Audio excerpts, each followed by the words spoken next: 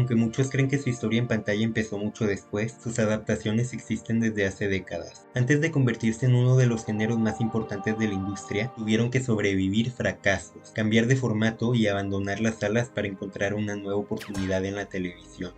Con escenas de persecuciones y el rompimiento de la cuarta pared, algunas películas ya habían demostrado que la acción vendía. En 1920 salió La marca del zorro, una de las primeras películas de vigilantes, y aunque el género de los superhéroes aún no existía, la película ayudó a definir muchos de los elementos que después los caracterizarían. Cosas como la guarida secreta, operar de noche, el uso de un disfraz con su símbolo fácilmente reconocible, el estilo acrobático de algunas peleas, la identidad secreta y lo más importante, popularizó la figura del vigilante, alguien que opera fuera de la ley para hacer justicia.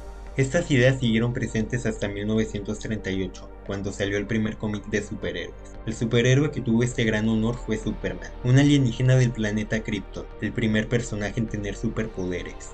Luego de la salida de este nuevo género, no tardaron en sacarlos para el cine.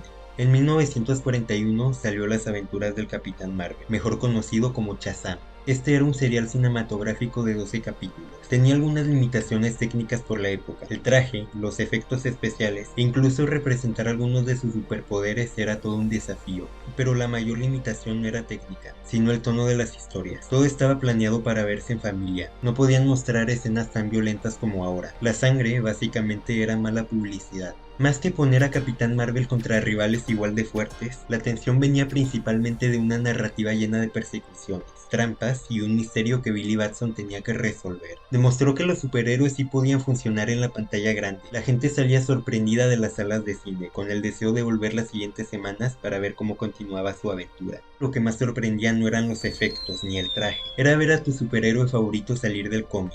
Otros estudios decidieron empezar a hacer lo mismo. Las historias giraban alrededor de un misterio por ser resuelto y los episodios terminaban en escenas con situaciones difíciles, dejando la sensación de que algo importante pasaría la siguiente semana.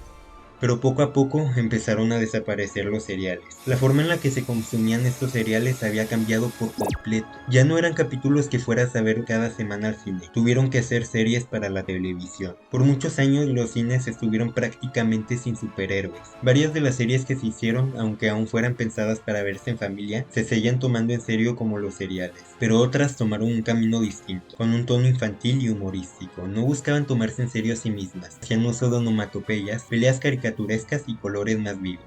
Con el tiempo surgieron series animadas que dejaban enseñar mucho mejor los mundos de ficción. Las limitaciones que antes había con los superpoderes ahora eran un problema de tiempo y presupuesto, dándoles así mayor libertad para mostrar los superpoderes. Sumado con algunas películas pensadas para la televisión, fue así como muchos de estos personajes se mantuvieron vivos y siendo recordados, aunque el cine siguiera sin ser su principal escenario durante mucho tiempo.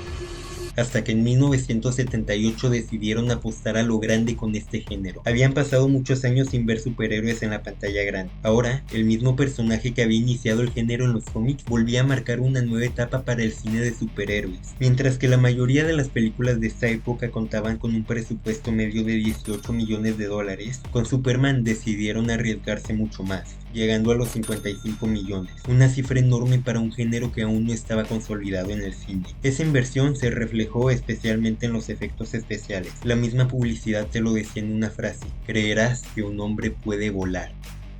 Todo era demasiado convincente para la época. El resultado fue un triunfo comercial. La película terminó generando alrededor de 300 millones de dólares. Con el triunfo de esta película uno esperaría que se desatara una gran oleada de películas de superhéroes. Pero esto no fue lo que pasó. Aunque Superman había demostrado que el género podía funcionar, los estudios todavía no encontraban la manera de repetir ese éxito con otros personajes. Durante los años siguientes siguieron apareciendo adaptaciones, pero el género todavía avanzaba a través de éxitos aislados. Uno de estos grandes éxitos fue Batman. Después de que Superman demostrara que algunos superhéroes podían funcionar en el cine, Batman confirmó que no había sido solo un caso aislado. La película tenía un tono más oscuro y serio, alejándose de la imagen más colorida que había dominado el personaje en los cómics y en adaptaciones anteriores. El traje dejaba atrás la apariencia de tela para adoptar un diseño más pesado, con aspecto de armadura. Los estudios siguieron experimentando con los distintos tonos, algunos exitosos y otros no tanto, hasta que llegaron los X-Men. La película abrió la puerta a muchas nuevas adaptaciones. Demostró que los superhéroes no necesitaban ser los más conocidos para funcionar en el cine. Con muchas historias de cómics faltantes, los estudios decidieron apresurarse a sacar más películas. Fue así como Spider-Man se estrenó. Después de que varias películas ya habían demostrado el potencial del género, Spider-Man confirmó que el cine de superhéroes podía convertirse en una apuesta constante.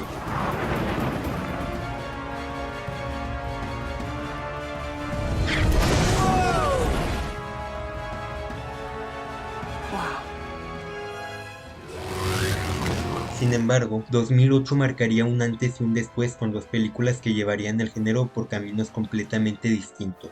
La primera fue The Dark Knight, con Christopher Nolan como director. La historia era más cercana a un thriller criminal, un villano impredecible y una tensión que muchas veces dependía más de las decisiones de sus personajes que de sus enfrentamientos físicos. The Dark Knight se convirtió en una de las películas de superhéroes más aclamadas de la historia. Iba más allá del éxito comercial que ya se había demostrado posible desde antes. Logró algo que muy pocas películas de superhéroes habían logrado hasta ese momento: ser reconocida por críticos. Hizo que entrara en conversaciones donde normalmente no lo haría. Demostró que incluso las historias sacadas de cómics podían ser tomadas igual de seriamente que cualquier otra historia.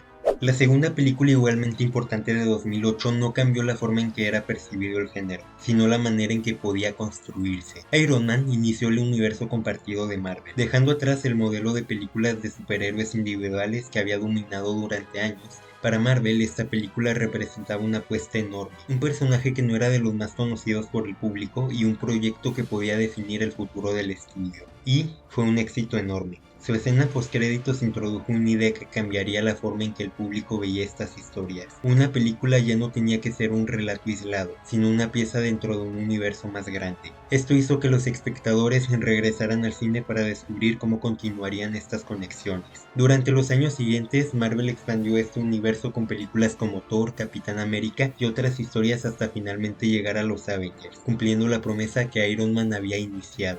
A partir de ahí, Marvel se convirtió en el referente principal del cine de superhéroes, dominando gran parte de la taquilla durante la siguiente década y cambiando la forma en que los estudios pensaban sus grandes franquicias. Con el éxito de este nuevo modelo, DC no se podía quedar atrás. Tenían que copiarlo con sus propios superhéroes. Parecía que todo iría de maravilla. Tenía una base y evidencia muy sólida de que ese modelo funcionaría, pero sin buenas películas no les funcionó igual de bien. Por otro lado, Marvel siguió dominando el género. Mantuvo tanto el éxito comercial como el reconocimiento crítico con sus producciones televisivas. Mientras tanto, en el cine, los Avengers habían llegado al punto más importante de su historia. En Infinity War ocurrió algo que hasta ese momento parecía imposible. Los superhéroes habían perdido. Este final dejó al público esperando con una enorme expectativa la conclusión de esta historia en Endgame. Y cuando finalmente llegó en 2019, la emoción acumulada durante más de una década convirtió a Avengers Endgame en un fenómeno mundial. La película llegó a recaudar cerca de $3.000 millones, convirtiéndose en una de las películas más taquilleras de la historia, y demostrando hasta dónde podía llegar el modelo que Marvel había construido desde Iron Man. Pero la historia no terminó ahí. Marvel continuó expandiendo su universo con nuevas películas y series, aunque poco a poco empezó a aparecer un problema. Ya no existía un objetivo tan claro como el que había llevado a Endgame. Después de más de una década construyendo hacia un mismo momento, parte del público comenzó a sentir que el género ya había alcanzado su punto más alto. Al mismo tiempo, la saturación de este tipo de historias permitió que surgieran nuevas propuestas, cosas como The Boys, una serie que utilizaba el género para criticar muchas de sus convenciones. Hoy el cine de superhéroes ya no tiene el mismo dominio que tuvo durante la década anterior, pero sigue evolucionando. Mientras DC intenta construir una nueva etapa con su universo, Marvel continúa apostando por sus grandes eventos. Y aunque todavía no está claro si el género volverá a alcanzar la misma cima que logró con Endgame, una cosa es segura: después de más de un siglo de evolución, los superhéroes siguen encontrando nuevas formas de llegar a la pantalla.